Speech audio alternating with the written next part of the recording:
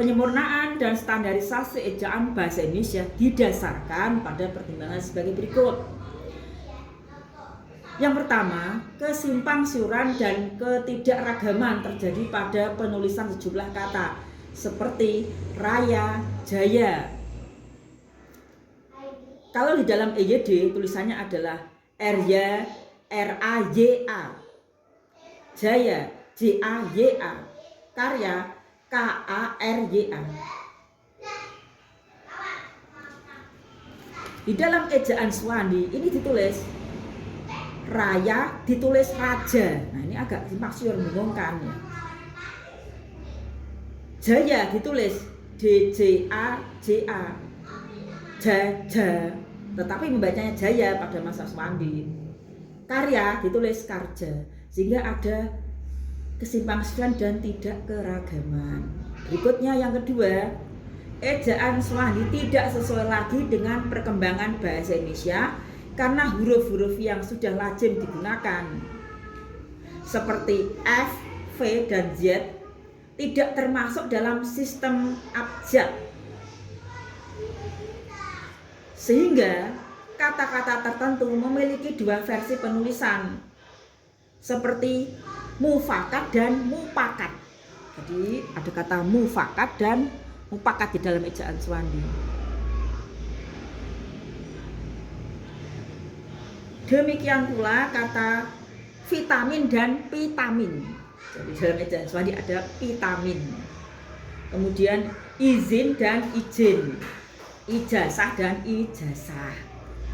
Nah, kata-kata mupakat, vitamin, izin, ijazah ini untuk ejaan bahasa Indonesia EYD disebut kata non baku, harus dibuat menjadi kata yang baku.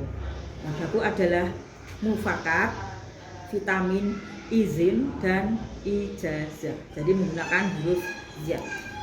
Berikutnya yang ketiga, secara teknis ejaan mengatur penulisan kata dan tanda baca. Ejaan Swandi hanya mengatur penulisan huruf, tetapi tidak mengatur penulisan kata dan tanda baca. Sehingga aturan yang ada ditafsirkan berbeda-beda oleh pengguna bahasa. Lalu akibatnya apa saudara-saudara? Muncul beberapa variasi dalam penulisan kata. Kata tata usaha. Ini penulisannya bermacam-macam. Tata spasi usaha. Kemudian tata usaha digabung. Ada kata tata strip usaha. Berbagai pertimbangan itu, maka akhirnya ejaan Swandi diubah, disempurnakan menjadi ejaan bahasa Indonesia, ejaan yang disempurnakan, dan pada akhirnya menjadi pedoman umum ejaan bahasa Indonesia. Aturannya lebih jelas dan penulisan tanda baca juga dapat dipelajari dengan baik oleh semua kalangan. Untuk itu silakan saudara bisa membaca pedoman umum ejaan bahasa Indonesia. Yep. Saudara, salah satu materi yang terdapat di dalam pedoman umum ejaan bahasa Indonesia adalah huruf abjad. Kita kenal bahwa Indonesia ini abjad Indonesia berjumlah 26 huruf yang melambangkan bunyi bahasa yang dikenal dengan fonem, terdiri atas 5 huruf vokal.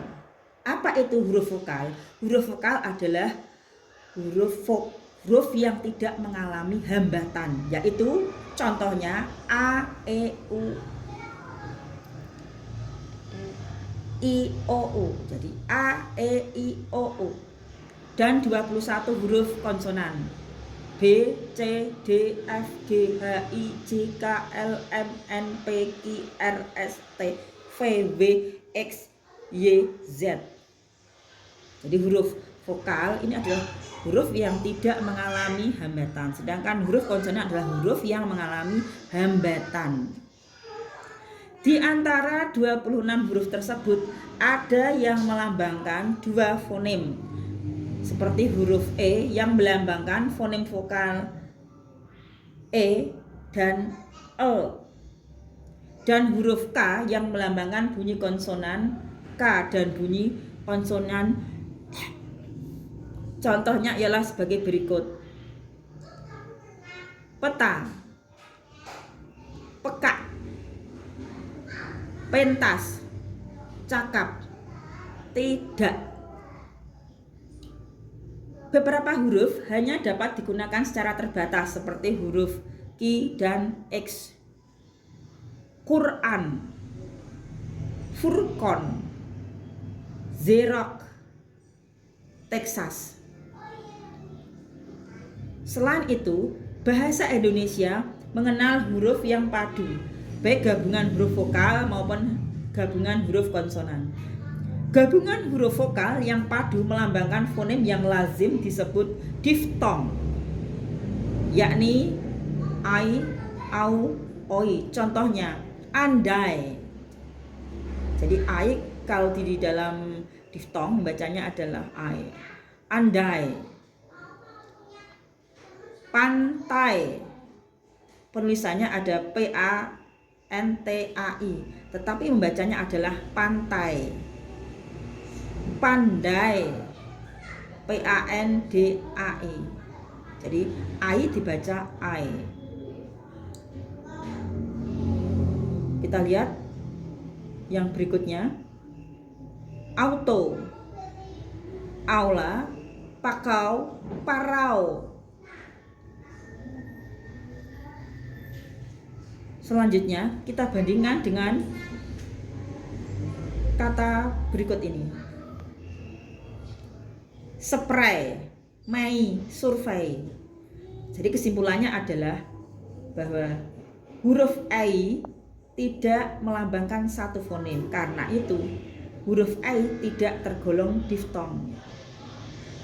Sebaliknya, ada bunyi konsonan yang dilambangkan oleh dua huruf yang seringkali, seperti konsep langit-langit keras yang dilambangkan oleh gabungan huruf NZ dan SY, dan konsonan velar oleh UG dan KH. Contohnya nyali, nyanyi, syair, isyarat, ngeri, ingin, girang, kas, akhir, tarikh.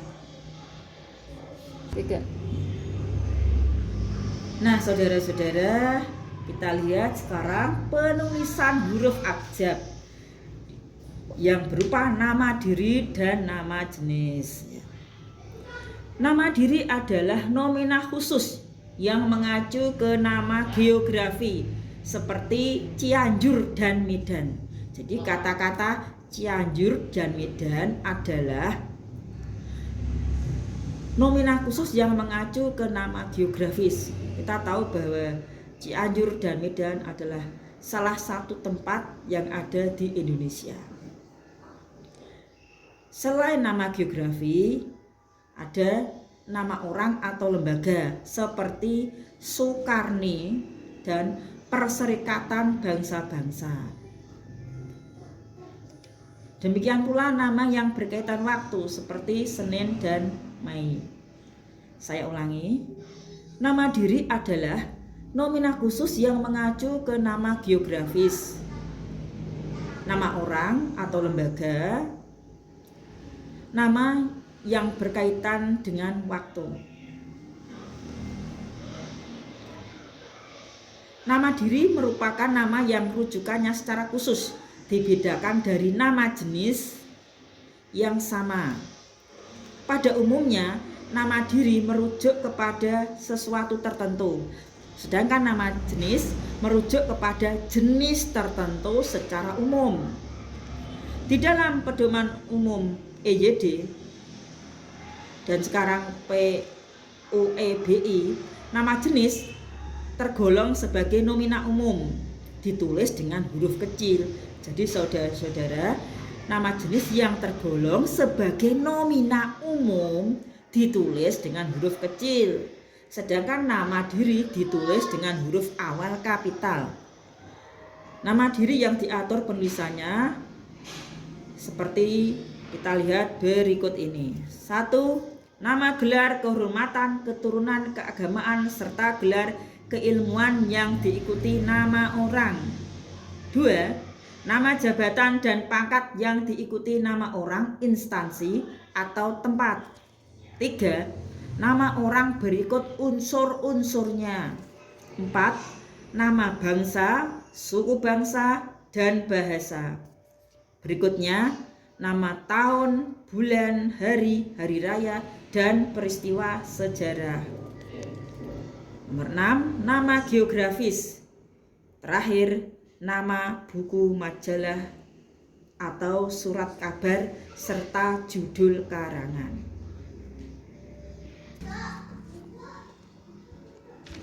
Saudara-saudara, sekarang kita kadang-kadang mengenal ada kata-kata yang penulisannya berbeda. Kata-kata yang standar adalah kata-kata baku. Kata-kata yang penulisannya tidak standar termasuk kategori kata non baku. Mari kita bahas bersama.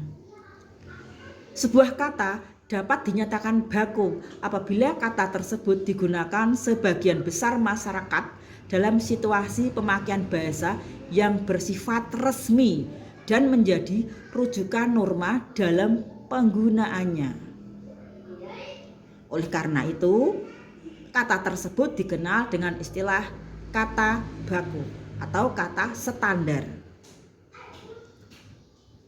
Sedangkan kata yang dinyatakan tidak baku apabila kata ini tidak dapat dikembangkan karena memiliki ciri-ciri yang menyimpang dari norma kosakata baku.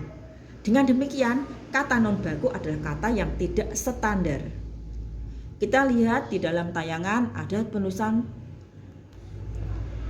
telur dan telur.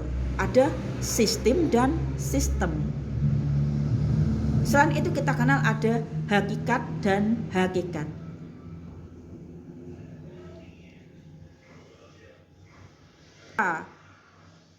Kata tersebut harus dipilah mana yang baku dan tidak baku. Kata telur menggunakan huruf O adalah kata yang tidak standar atau non baku. Sistem huruf I, kata tersebut kata non baku. Penulisan yang benar adalah sistem, gunakan huruf E. Selanjutnya, kosakata baku memiliki 3 sifat, yaitu kebersisteman, kecendekiaan, dan keragaman. Sifat kebersisteman kata tercermin dalam bentuk kaidah dan norma, tidak dapat berubah setiap saat, tetapi memungkinkan terjadinya perubahan secara bersistem. Kecendekiaan ditandai dengan kemampuan sebuah kata secara tepat mengungkapkan penalaran yang teratur dan logis. Penyeragaman dimaksudkan untuk menyamakan pemain kata dan konsep gagasan. Jadi penyeragaman ini dimaksudkan untuk apa? Untuk menyamakan pemakaian kata dan konsep gagasan. Saudara-saudara, pembahasan kita kali ini sampai pada kata depan atau preposisi. Kata depan dalam bahasa Indonesia adalah di, ke, dari. Menurut kaidah ejaan bahasa Indonesia, kata depan ditulis terpisah dari kata yang mengikutinya. Akan tetapi dalam kenyataannya banyak dijumpai kesalahan penulisan. Contoh penulisan yang betul, di kebun. Penulisannya adalah di spasi kebun. Penulisan yang salah adalah di kebun dirangkai. Penulisan kedua, di kantor. Di spasi kantor adalah penulisan yang betul. Penulisan yang salah adalah di kantor ditulis serangkai. Demikian pula penulisan kata ke rumah, ke pasar. Saudara-saudara, penulisan kata ke rumah, ke pasar, di kebun, di kantor harus dipisah dengan kata yang mengikutinya karena kata tersebut tergolong kata depan. Jadi di ke dalam tayangan tersebut adalah kata depan. Berbeda dengan penulisan di sebagai awalan. Dijual penulisannya serangkai. Dihuni penulisannya serangkai. Mengapa? Karena dijual, dihuni adalah awalan yang mengikuti kata verba. Dijual, dihuni tergolong verba pasif. Saudara-saudara, sampailah kita pada materi kata ulang. Kata ulang adalah bentuk kata yang dihasilkan dari proses perulangan dituliskan lengkap dengan menggunakan tanda hubung. Menurut bentuknya ada 4 jenis kata ulang. Yang pertama, perulangan kata dasar. Perulangan kata dasar dituliskan dengan menempatkan tanda hubung di antara kedua kata dasar. Contoh, cepat, cepat, batuk, batuk, makan, makan, kalau, kalau, ragu, ragu, kadang, kadang. Perhatikan, di antara kedua bentuk tersebut ada tanda hubung. Berikutnya, perulangan berubah bunyi. Perulangan berubah bunyi terjadi apabila salah satu unsur katanya mengalami perubahan bunyi vokal atau konsonan. Contoh, bolak-balik, bentuk dasarnya balik, maknanya berulang-ulang. Serba-serbi, bentuk dasarnya serba, maknanya berbagai. Sayur-mayur, bentuk dasarnya sayur, maknanya bermacam. Seluk-beluk, bentuk dasarnya seluk, maknanya berbagai.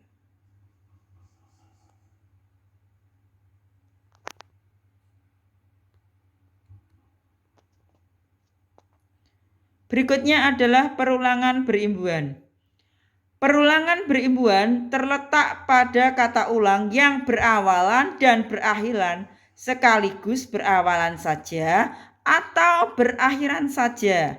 Contoh, menolong menjadi tolong menolong, membantu, bantu membantu, menghormati, hormat menghormati, berjalan, berjalan jalan, berpelukan, berpeluk pelukan, keheranan, keheran-heranan. Perhatikan penulisan tanda hubung di antara kedua bentuk tersebut. Yang terakhir adalah perulangan sebagian. Perulangan sebagian yaitu perulangan yang hanya terjadi pada suku pertama disertai perubahan vokal menjadi e pepet atau bunyinya e. Contoh, tamu diulang, tamu-tamu menjadi perulangan sebagian tetamu. Laki diulang, laki-laki menjadi perulangan sebagian lelaki. Tumbuhan diulang, tumbuh-tumbuhan menjadi perulangan tetumbuhan.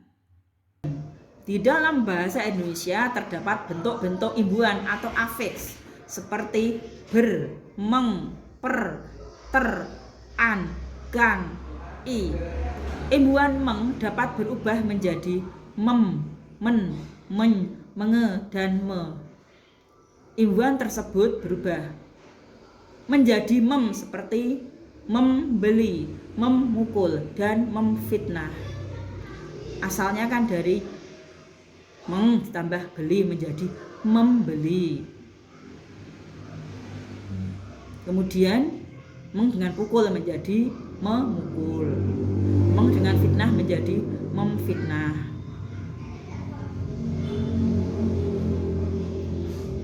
Menjadi men, misalnya kata mendapat.